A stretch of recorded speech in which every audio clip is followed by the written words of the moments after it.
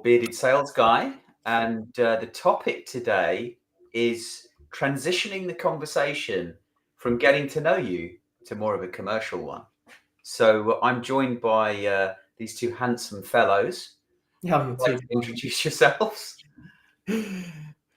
Yeah, sure. I am Jordan Abbott, aka the Sales Poet.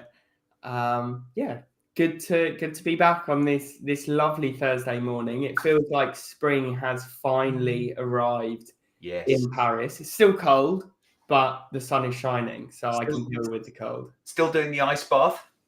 Yeah, I didn't do it this morning.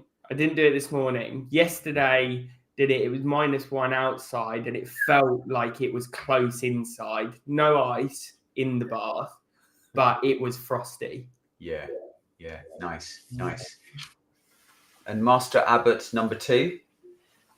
Good morning, everyone. Jensen Abbott, BDR at Content.ai. Pleasure to be here. Apologies if I keep muting myself because this cough just keeps creeping back somehow.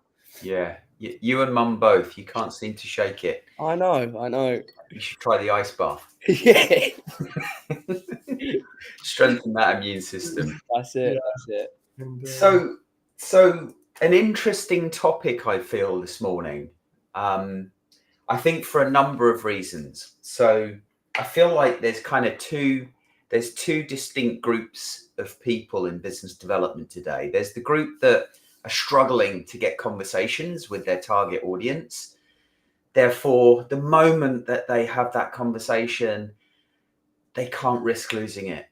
And so that tension causes them to perhaps behave in not the most of natural ways. And then you've got this other group that are just so good at what they do, they can create this steady flow of new business conversations that are really just chats with their network, with their target audience, and they feel far more relaxed, far more able to have a chat. And it's surprising how many of those conversations actually progress into a commercial conversation. And I think you two are the perfect example of transitioning from one group, that first group, to the second group. And I witnessed it myself as we originally struggled as Sapiro when we were once all working very closely together. You boys, I think Jordan, you were getting maybe 1-2 meetings a week following a traditional insight-led outreach approach. And Jensen, you were even struggling to get 1 meeting a week following that insight-led approach, until we transitioned to social selling. And I must add, social selling in a very relationship-first approach. Yeah. And I think, Jordan, quote me if I get this wrong, but your meeting creation rate went from 1.3% to 9%. Yeah. Jensen, yours went from less than 1% to 6.7%. So they're the percentage of people that you sat calls with from those that you actually asked to have a call with. So astonishing uplifts in meeting creation rates, which found you both having chats with your audience. Yeah. Tell us about that. So I'll jump in there, and please do stop me if I start rambling, because I've got quite a lot to say here. I think. Don't worry, I will. So I think there's a couple of things here. That dichotomy between the people that are having a lot of conversations and those that aren't, and maybe are feeling the tension.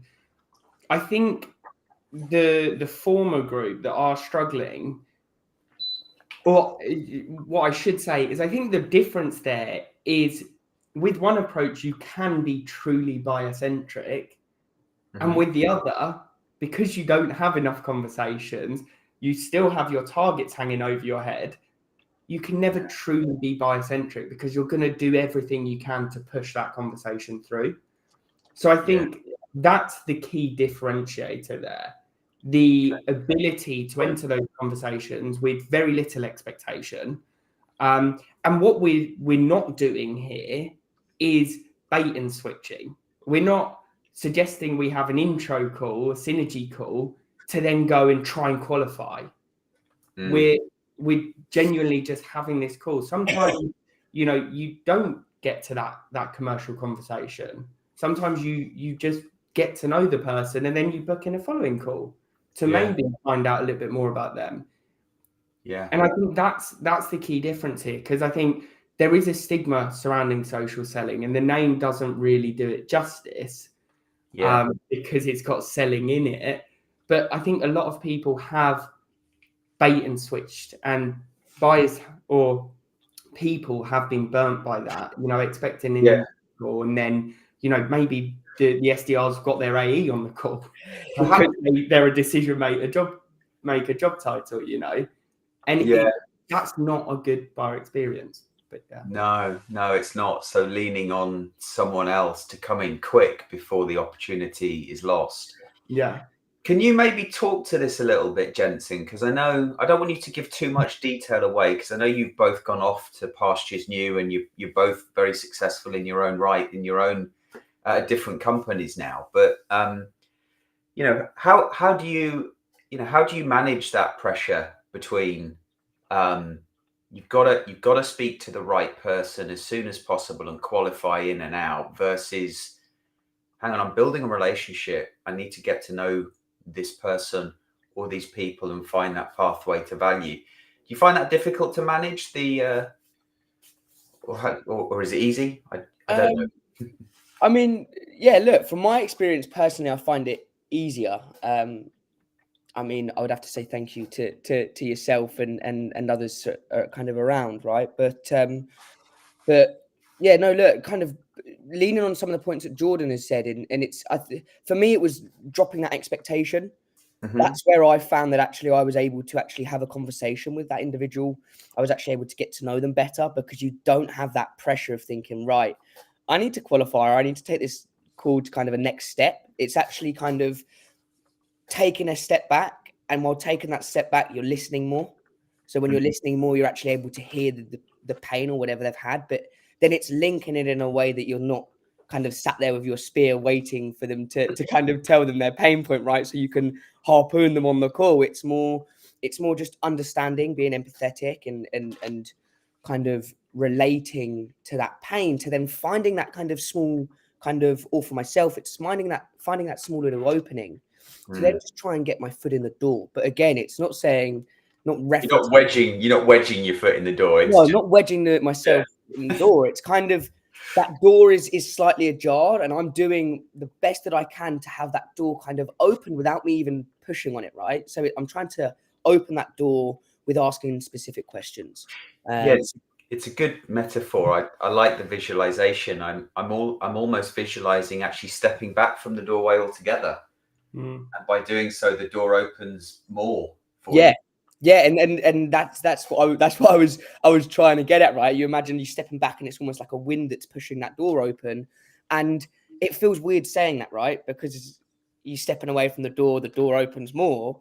But actually, for me, that's what's happened. It's when I don't put so much pressure on myself, or I don't actually kind of expect too much, relax, have that conversation to find out more about the individual, so then you can relate with them. So what's working then? How do you break the ice? Let's talk about breaking the ice first before we talk about the transition point. What's working well for each of you? I mean, there are a number of things for myself. It's finding out a little bit of information about the individual, LinkedIn profile, right? It's kind of having a little. Well, what I want to do is be able to actually build kind of a visual of this person before I meet them. Right? It's kind of having a look at their digital twin. What does their digital twin look like? Some kind of. When you say digital twin, you mean their profiles? Yeah, sorry, I mean LinkedIn profile, their social profiles. Yeah. Don't get me wrong, some people's social profiles are quite bare, so it's hard to actually get an understanding of that individual. But then for myself, I think it's also finding what other people connect with, right? Everyone's got family. A lot of people have kids, so it's also including that in, right? But finding a way to kind of include that in. So, hey, what did you do at the weekend?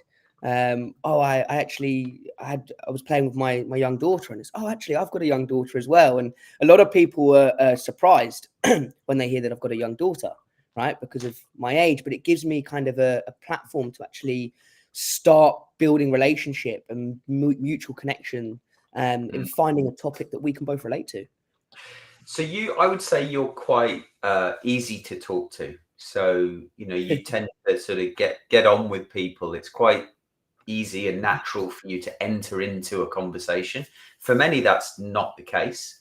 Yeah. So what advice, it doesn't have to be you, Jensen, but Jordan, what advice have you got for anyone that is starting the call? They want to avoid that uncomfortable silence, that uncomfortable period. What tips have you got for those that, just to get going, get started on the call? I think, we wouldn't be British if we didn't make some sort of remark about the weather. As we got on the podcast this morning, it's a go-to. But I think one of the things that I do is look at what they're engaging with. I know the stat is that what is the stat in regards to the amount of people that post on LinkedIn? It's very small. I think it's 1% of the billion users on LinkedIn. Only 1% post consistently. So really small margin. So that's sometimes tough because a lot of people don't post. Yeah. But what I found is people do drop a like. So I'll have a little look through what they've liked, what they've engaged with, what they've commented on. And then I'll talk to that topic or to that post even, I noticed you liked this post. What was it that resonated with you? Yeah.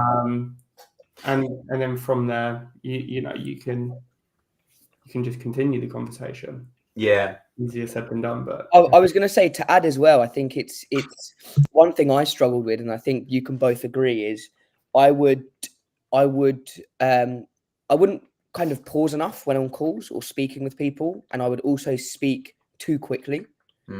So for myself, actually speaking too quickly would actually confuse myself, which then actually I would kind of get myself in a bit of a sticky situation, because you're trying to have a conversation with someone while I'm speaking too fast, while I'm not allowing enough pauses to actually let myself think or the recipient think. And one thing to remember is silence isn't always a bad thing, right? Having that pause and that moment that you're both quiet isn't actually a bad thing, because it allows yourself and that recipient to think. And a lot of the time, if that recipient's talking and actually you stay actively listening and don't say anything, 9 times out of 10, they will continue talking. So it's kind of, for myself personally, to kind of avoid these kind of little hiccups or awkward moments, it was more, what can I kind of focus about myself to improve kind of my call etiquette, let's say. Yeah. On the topic of sort of getting the conversation started, I do a couple of things. One is tell me about yourself. Maybe there's a very quick moment of addressing that mutual connection, that mutual topic that brought us together on the call. But I do like to say, hey, look, tell me about yourself. And then they start talking. Often though, they say, no, you tell me about yourself first. And I quite like to have my personal story ready. So I've got a story ready, and there's some structure to that story. So I can talk about myself in a non-egotistical manner. It's more about kind of telling a story that I hope inspires the recipient to then feel like they want to tell their story. So I can say at some point, well, that's enough about me. You tell me about you. And then I've handed the baton to them. I find that works particularly well, because then I can flow into questions. That's interesting. I didn't know that. Tell me more about that.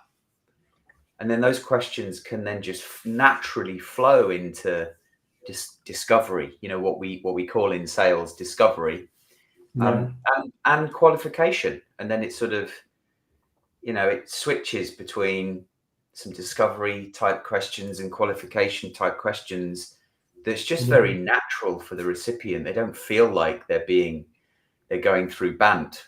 That was going to be my next thing, right? Not very chick. Yeah.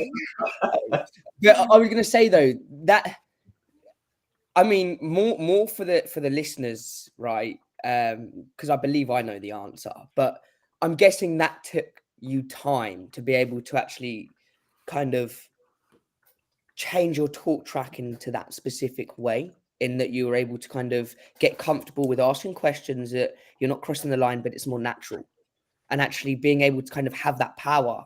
Did it take time to be able to kind of do that? Yeah, I think it takes to become good at it. I mean, it takes time to become really good at anything, and I do still think I have a lot to learn. I mean, I'm reading this book at the moment, The 7 Stories Every Salesperson Must Tell. I mean, for me, learning is lifelong. Because I want to improve the approach. But yeah, I mean, it takes time to master any approach. Do you really ever fully master anything with so much change in the world? Point. I think as well, in sales, we typically feel the brunt of those changes in the world because we are the front line. So those shifts in the market, those shifts in buyer behaviours, typically we're the first people to really bear the brunt of it. Yeah. I think the hardest thing was the point you made, Jensen, earlier, where you have to take the expectation away. If you're constantly if you're trying too hard to push someone down a corridor and close those doors along the way, close, you put a degree of stress on yourself that I think causes you to behave in a non-natural manner. And then the recipient feels that. Like we were talking about the metaphor earlier, when you sort of step back and you tell us, you're able to tell a story, it's sort of, the recipient leans in a little bit and they kind of want to learn more. And if you've inspired something in their mind, or triggered a thought in their mind, then you've kind of done your job, and then they'll tell you whether or not they're interested.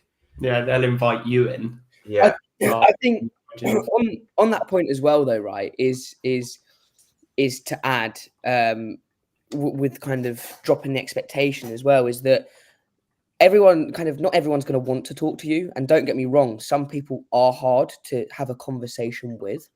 And we're going to have bad days as well. Yeah, exactly that, right? And don't get me wrong, sometimes we will wake up and we might be feeling ill, or our mood might be down, and that also kind of affects the way that you're not perform, but the way that you're actually able to communicate with people. But as well, I strongly kind of again leaning on that look, not everyone's going to want to have conversations, and some people are hard to talk to, and that's okay if it is. And don't look at that as almost like a failed call. Look at that as a learning, and think, actually, if I kind of go down this route again, how can I actually adapt and be more fluid with the way I communicate, so I can communicate with more people? Because everyone has styles of communicating, right? As well, I think we have to appreciate whether or not the recipient that we're talking to, especially in a sales role, are they in market? Is there a need? Is there currently no need? They've chosen to have a conversation with you because you've teed up the conversation as a synergy call or a get to know you call, which you guys are doing really well. You kind of create an opportunity for yourselves to then apply directional questioning as a technique. And I know we've talked about that on a previous podcast. You kind of set yourselves up to then leverage directional questioning to uncover a need, and then increase the number of opportunities you're creating for yourself because of that fact, compared with a call that's been set up because they've downloaded a white paper, you've got an intent signal, and you're like a dog with a bone, Yeah. or a shark smelling blood in the water. It's Very different worlds. massively so, and I think I have days where I sort of struggle to an extent, because I've come from that previous world. When I was at Vidyard, it was a lot more transactional. Typically the expectation was, okay, well, I want to flip it to an AE, or there's not an opportunity, and so I do have days where I'm like, feeling frustrated, and it's that expectation that was in that world that is now not there because of the approach that I'm taking. And I wholeheartedly believe this is the right approach. And I think one of the things Your buyers would as well, your potential customers. Yeah. Without a doubt. And I think one of the things that I do to try and recenter myself, and I'm very grateful that you've embedded it within us, is reporting religiously. Yeah. Because it does help to manage the pressure, manage the expectations, not only internally, but also leading up, right? Because that reporting, that visibility has allowed me to believe in it, because it's there, the data doesn't lie. But additionally, I can then use that to manage the conversations upwards, right? Use that as maybe an early warning indicator. Okay, well, I'm not quite achieving what I wanted to. What levers can I pull further down that's going to have an influence? And when you say levers, you mean what behavior do I need to change today in order to impact the performance tomorrow? Exactly. That reminds me, before you go on to your next point, Jordan, Jensen, have you submitted your reporting yet? Do you know what? I knew that was going to come. I had a feeling. I had a real big feeling. I thought, oh, I've got away with it here. I've got the conversation's transition of it. I've got my mouth shut. No, have you done yours, Jordan? This week I haven't actually. Okay. So it serves as a good reminder. Okay. Before we jump onto our prep call for next week, can you both do that? Yeah, I've got the data in a spreadsheet. I just need to update that. Sorry. I thought I was hoping again because I was sitting there thinking, oh, I don't think I've done mine either. Well, when you mentioned reporting, I thought, oh no, it's coming. But no, it really does. It serves those two purposes for me. It gives me the clarity and the belief that I don't need to feel the pressure in these calls, because it ends up being detrimental to the success. But then additionally, it gives me that clarity so I can have the conversations upwards and start to project what I'm expecting to the outputs to be. But also, to add to that, I would also say that reporting is great for the days that you are finding it tough and you're kind of feeling a little bit lost in what you're trying to do. It's a bit like, oh, I'm having one of those days. I will always find that having a look at that reporting actually kind of motivates me, because I can see, oh, actually, this is what I done last week. But if I can reach that goal, what if my performance was to then improve, right? So it also gives me little kind of benchmarks and targets to hit and to always try and improve on. And actually not then thinking, oh, I've got to then hit this target. You can make it a little bit more creative and fun, right? And find like a process that's enjoyable for you to be able to hit and reach those targets within the reporting that we do. And in case anyone's wondering, I was just going to wrap things up, George. I was conscious of time, unless you wanted to add anything before I do. No, you wrap things up, and then I think we can go to final remarks. Cool. In case anyone's wondering, the reporting that we're talking about is what we call the lead measures. So the things that we need to be doing on a daily basis that improve the probability of creating conversations with our respective target audiences, and then tracking how many of those conversations progress to a meaningful next step. Because only then do we really have the opportunity to convert that conversation into a commercial one. And so, no secrets are being shared. It's more a case of holding ourselves accountable for driving the right behaviors each and every day to increase our probability of success. So with that, I want to bring it to a close this week. Thank you for those listening to us chat and ramble about the things that we love doing, weirdly. Any final comments from you boys? Yeah, it was just, that visual that we spoke about in relation to jamming your foot in the door compared to being invited in. And I think, there are certain people that when they knock on the door, if they're wearing their company's gilet, maybe you'll pretend not to be in. Whereas if it's just a person, you'll likely open the door, you'll have a bit of curiosity, have a conversation with them. So in those calls, be a person. Yeah. Be a person first.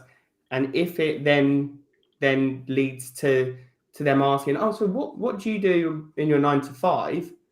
That's when, okay, you've been invited in. Now I can talk about the value we provide, the challenges we solve.